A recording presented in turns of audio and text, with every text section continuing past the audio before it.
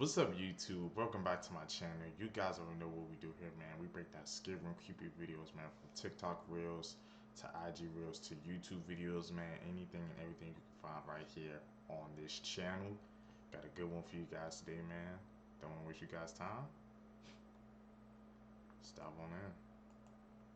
Oh, your case of Adam Walsh. That is crazy, bro. Man. It all started when he was freaking young, man. Like, he showed those signs. He said he was freaking taking his sister's pets, you know, taking them out, man. Threatening his mom, bro. Like, all the signs was there, but I guess they just ignored it or just thought it was something else, man. That's what I always say, man. You gotta pay attention, bro. I can't believe he did that to his sons, man. The whole freaking house exploded, man. It's just a truly evil, horrific act, bro. Tell me what you guys think, man, that case down below, man. I don't got too many words for that one. Adam was only 6 years old when he was kidnapped while shopping with his mom at a Sears. He was just checking out the toy department and the Hollywood police station was right across the street. His disappearance was quickly reported and a giant manhunt ensued. Sadly, just over 2 weeks later, his severed head was found in a drainage canal 130 miles away from where he was kidnapped. To this day, the rest of his body has never been found. Convicted serial killer Otis Toole initially confessed to Adam's murder. However, he was never convicted or tried because evidence was lost and he eventually recanted his statement. Adam's murder remained unsolved for over 2 decades. In 2008, Hollywood police closed the case and just said that Toole was the murderer and left it at that, despite the fact that Toole never did time for Adam's murder and died 12 years prior. It is because of Adam's family, though, that we now have the National Center for Missing and Exploited. The Slender Man. That's crazy, bro. That Adam case, man. If he recanted his statement, bro, and then they couldn't solve, so they just put it right back on him, man. But he already passed 12 years prior, bro. So that's freaking like bone chilling, man. That the killer could still be freaking out there, bro, and they never caught him, man. Never got justice for Adam, bro. They couldn't even find the rest of his damn body, too, bro. Like, what makes people do these evil things, man? What goes through their heads when they do that type of stuff, bro? I need you guys' thoughts on that case down below, especially on that one. Stabbing. Please don't cut off my hand. This sort of just happened. Been trying to block out the screams all day. The girl in this video is 12-year-old Morgan Geyser, and in May 2014, her and Nissa lured their friend into a forest to play a game of hide-and-seek. Nissa and Morgan pinned their friend Peyton Lutner to the ground and stabbed her 19 times, leaving her for death, all in the name of Slender Man. Peyton dragged herself to a nearby road until she was spotted by a man on a bike. She says to you what? Could you help me, please? I've been stabbed multiple times. And was rushed to the hospital immediately. Luckily, she survived the brutal stabbing and was released from the hospital just a week later. While Nissa was empathetic and sorry for what the girls had done, Morgan showed no remorse. The two 12-year-olds were found not guilty due to mental disease and were committed to mental institutions for 25 and 40 years respectively. And that's the story of... This is the disturbing reason Slender Man, bro. They did that all in the name of Slender Man. They said that one girl, she didn't even show no remorse, bro. Like, those are different type of people, man. If you do this, like, truly, like, even horrific acts, man, you just don't show no remorse, like, you don't care what you did, bro.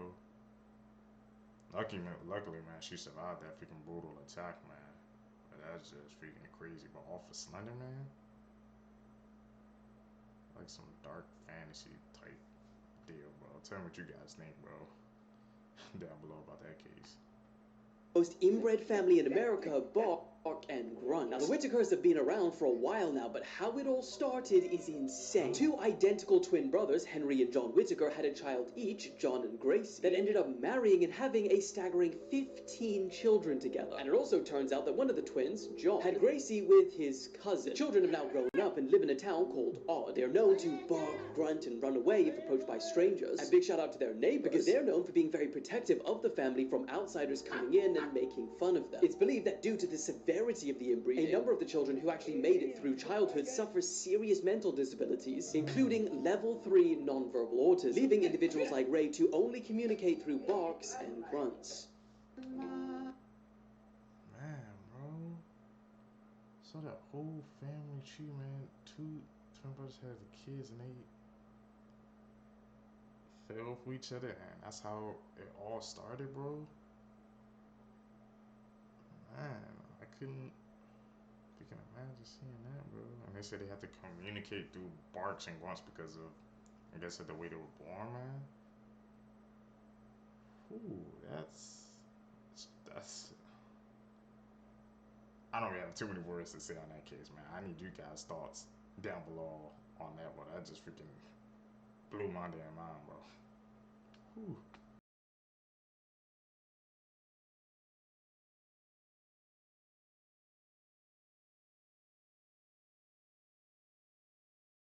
Omaima Nelson is an Egyptian model and nanny who is convicted of murdering her husband, Bill Nelson. She claims that on Thanksgiving Day 1991, Bill had sexually assaulted her in their California apartment. Following this, Omaima stabbed Bill with scissors and beat him violently with a clothes iron. After killing him, she started cutting up his body, removed his head, and removed his fingerprints by boiling his hands. She then took the leftover turkey from Thanksgiving dinner, mixed it in with Bill's body parts, and threw them away in the garbage disposal. Later, Omaima told her psychiatrist that she had cooked her husband's ribs in barbecue sauce and eaten them, and said, quote, "It's so sweet. There's nothing sweeter than my husband's meat." Omaima was convicted of second-degree murder and is now serving 27 years to life in prison.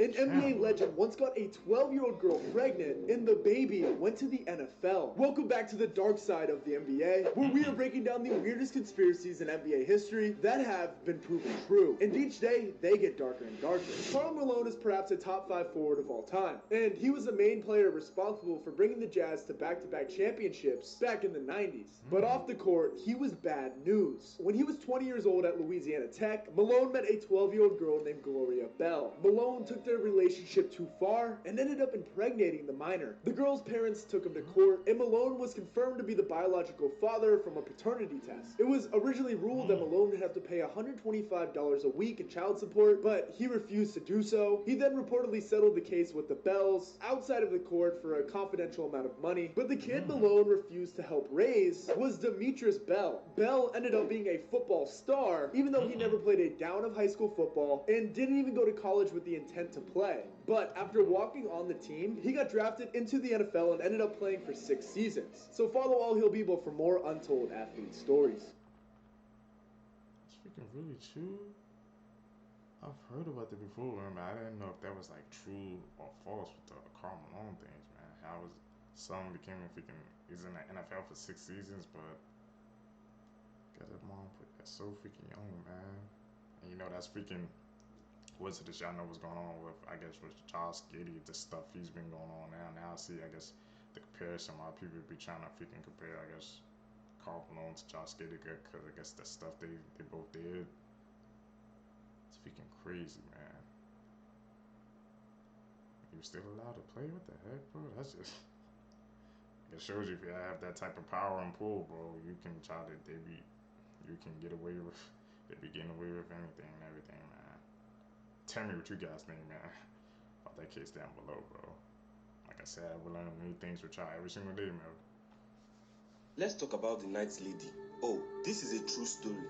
The Night Lady terrorized the town of Chihuahua in Mexico in the year 2009. It all started in the town of Chihuahua, Mexico. From the year 2009 to 2014, people will be going about their business and they will see a random lady on the rooftop of a building. They thought to themselves, this is very weird. What is that lady doing up there? Some of them would try to ask her, what are you doing up on that roof? But she didn't pay any attention to them. And since she was not disturbing anyone, they just left her. That was a big mistake. Because at midnight, she would come down from that roof, go into the building of the house, and kidnap the child in that building. There were so many recorded cases of kidnapped children by the Night Lady. By the way, they call her the Night Lady because no one knows her name. One day, she kidnapped a very stubborn boy. He was not only stubborn, he was also smart. This boy found a way to free himself. When he freed himself, he turned around and saw her staring at him with a knife in her hand. The boy turned around and ran away. She tried to catch him, but the boy was running for his life. So you tell me who will run faster? The boy was able to escape her, and he went straight to the police. After he described the way the woman looked to the police, this was the sketch that they made of her. This is the face of the night lady.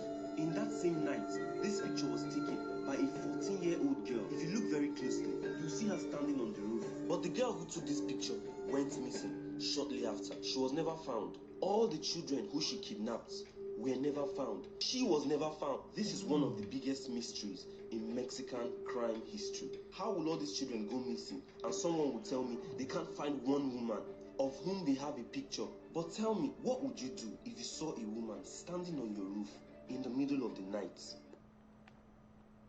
That night lady case, bro. Just saw the whole rows of kids, man. And she took and they couldn't find her, bro. She was on the roof every single night, so how couldn't they stop her, like, freaking track her whereabouts, man? All those freaking kids missing, bro. Luckily, that one kid, like you said, he made it out and gave a description of her, bro. She had a freaking, like, disturbed and creepy look on her face, man. It's freaking chilling, bro. That photo, that sketch of her, man. Tell me what you guys think down below, bro. Can't believe it's still unsolved to this day, man. Got to look into that. Robert Hansen, also known as Robert Hansen. Explaining the backstory to viral videos.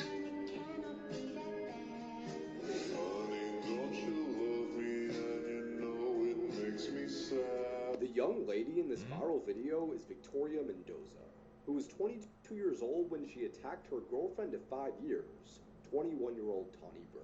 While driving home from visiting friends, the couple got into an argument over a boy, and Victoria proceeded to pull over on the interstate and stab Tawny 46 times. She then called her sister, Spencer Mendoza, who arrived to find Victoria calmly sitting next to her dead girlfriend.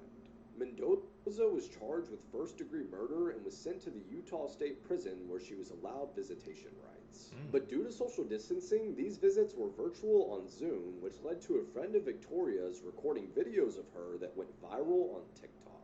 She eventually lost visitation privileges and is currently serving 16 years in prison. This is the list of the 5 youngest killers. She only got 16 years and she stabbed a girl like 40 times? That's kind of weird and freaking iffy to me, bro. I'm surprised she didn't get a life or something, man. Doing that truly evil and horrific act. And spread it on TikTok, man. For its freaking got it, I guess, notoriety. That's why they probably cut off the visits. Tell me what you guys think, man, about that case down below. Did she deserve more time, less? So I need to know, man.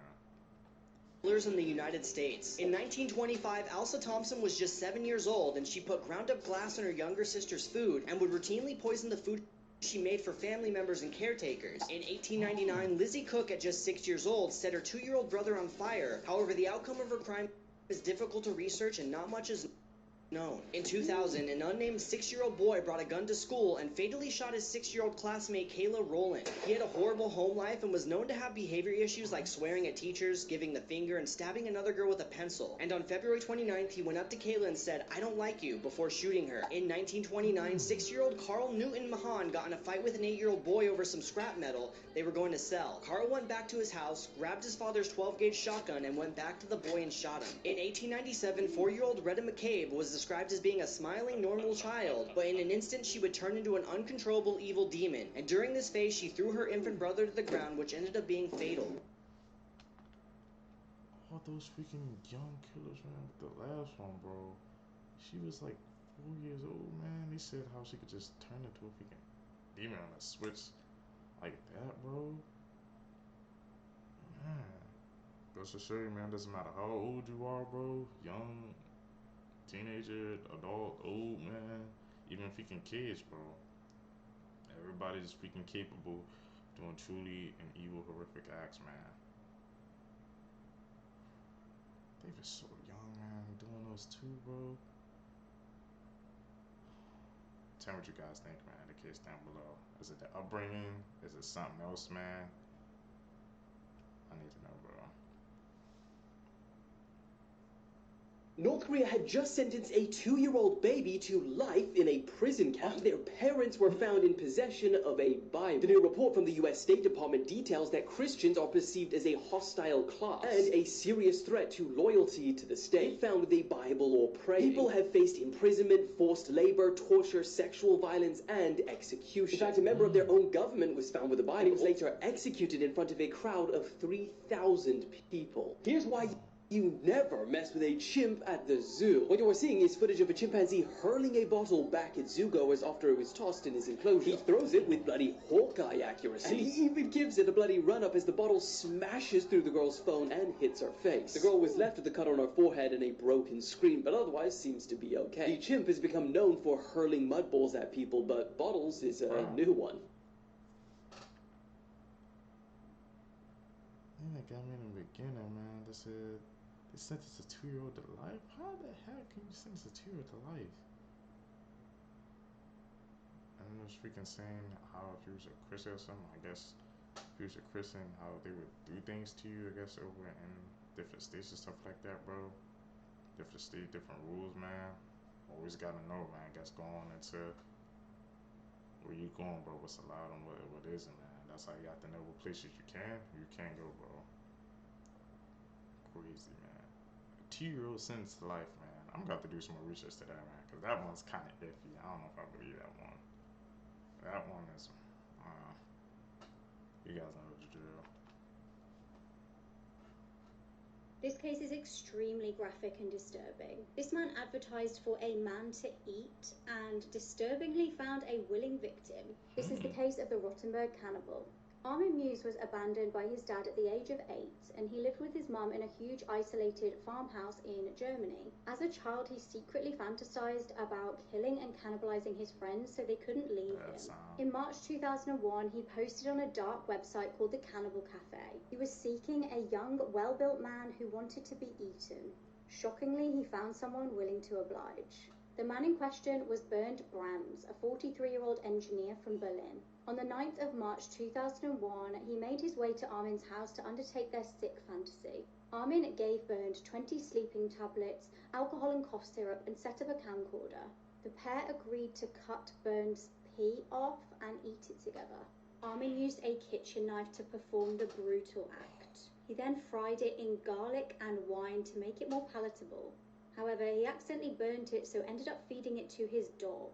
According to court officials who eventually viewed the sickening video that was taped, Bernd was extremely weakened from blood loss and unable to eat any of his pee.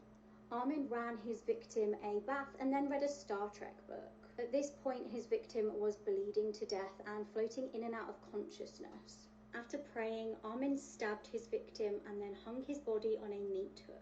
Armin dismembered the body, stored the body parts in his freezer, and gradually ate them. Armin was arrested a year after when a college student alerted authorities to a new advertisement for victims online.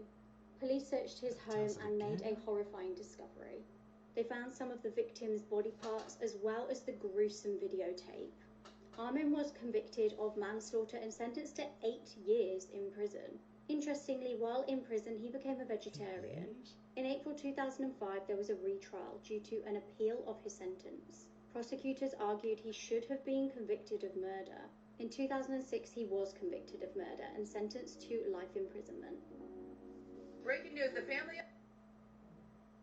I can't believe, man, that someone is actually willing to do it, man. These people have like these dark fantasies. It proves how it goes way too far, bro. And he wanted to eat it together. Man, that just freaking makes my stomach turn, bro. Sorry, guys. This is just freaking a disturbing case. And I'm gonna need you guys' thoughts on that. of the boy who went missing after jumping off of a cruise ship has went to search for him, and Bahamian officials have provided an update. 18-year-old Cameron Robbins disappeared last Wednesday after being dared to jump off of a sunset cruise in the Bahamas. A video surfaced of Cameron jumping where you can see a life preserver was thrown to him, and as he was swimming to it, he turned away because of a figure in the water. Many believe it was a shark that pulled him under. In an update earlier this week, the Royal Bahamas Defense Force said that where he went overboard is, quote, really shark infested. This week, his family visited the area he disappeared. The United Cajun Navy Vice President said that the family traveled to the Bahamas to retrace his last moments. He said, quote, it took a lot of strength for them to go out there and stay for a few days. When we offered to take them out in a boat to the area where he went overboard and some of the area they were searching, they went. He said it must have been very emotional for them, and by Sunday they decided they wanted to go home. He said that if they would have found any piece of clothing or clue, that they would have extended the 48-hour search. However, they didn't get any indication, and that is when they usually call it off. They said some of the family members included his mom, dad, brother, and sister. After visiting the search site, his family paid tribute to him by saying that he was adopted shortly after birth in November of 2004. They said he liked to participate in every competitive activity that he could find. Eventually, he chose baseball as his final love and that he was a pitcher. It has officially been 9 days since he disappeared. I'll keep you guys updated. What do you think? Drop in the comments. Goes to show you, man. Sometimes, man, you can't do all those things around your precious friend, man. Like, they dared him. What type of a dare is that, man? To tell somebody to jump off of a cruise ship? In the Bahamas? Like, no, bro. That's not even a true fan, man. Somebody would ask to do something dumb like that, bro. And that horrific freaking tragedy, man. That shit was shark-infested waters, bro, and couldn't even find them, bro. Or I guess the case is still going. Like I said, man, I gotta do my research too, man, on these cases, just like y'all, bro. What you guys' thoughts on that, man? Let's talk about the horrifying murder of 16-year-old Nissa Gopal. Trigger warning for sexual assault and pedophilia. This was a really detailed case, as most of them are, and I'm giving you as many details as I can here without making this too long. So if you want all the details I found about this case, you can check out my podcast, Ectoplasm and Evil, on Spotify and Apple Podcasts. Apologies in advance for any mispronunciations. On October 2nd, 2010, tourists were visiting the Madwini Creek near the Emerald Tower Resort. They saw a suitcase by the creek and went to check it out. Upon opening it up, they found the badly decomposed body of a young girl. Let's take it back to the beginning and give context as to how we got here. Nissa's biological father, Javed Gopal, met Nissa's mother, Bibi Sharima Gopal, while working at a restaurant. Nissa's father was married at the time but ended his marriage to be with Bibi. They had 2 daughters, Nissa and Mary. Nissa was their firstborn. Unfortunately, a few years later, Nissa's father got sick and eventually died of liver failure. It is important to note that there are rumors that he was poisoned slowly using some sort of untraceable poison. However, these rumors are unfounded because there's no evidence, seeing as the poison was untraceable. As it turns out, Bibi was having an affair with a personal trainer she met at a gym she joined named Jarvis Barry Small. He was also married. After Bibi's husband died, Barry moved in with Bibi, Nissa, and Mary. Barry was abusive, and according to witness testimony, Nissa was being drugged and raped by Barry with her mother's knowledge. It's important to note that Nissa did report to the police that she was being raped. However, later she rescinded her statement and said that she lied. There were 2 motives for Nissa's murder. The first was to stop her from reporting the repeated rapes. The second was to remove her as the only person in the way of claiming the property which her father had left her after he died. Allegedly, Barry pressured Bibi into murdering her daughter, and eventually she decided to go through with it. On the day of her murder, Nissa and Mary were taken to a place called Royal Castle for lunch. They were asked if they wanted to go for a long drive after, and they said yes. The 4 then headed up the driveway with Bibi driving, Nissa in the passenger seat,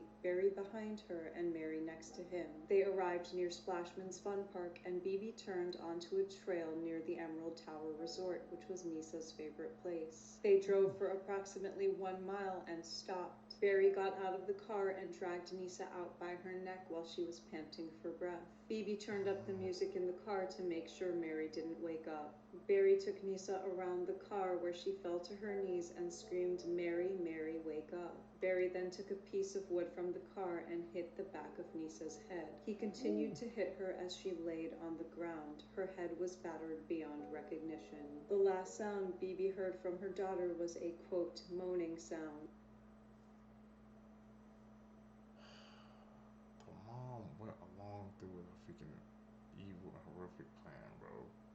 This is some freaking property, man.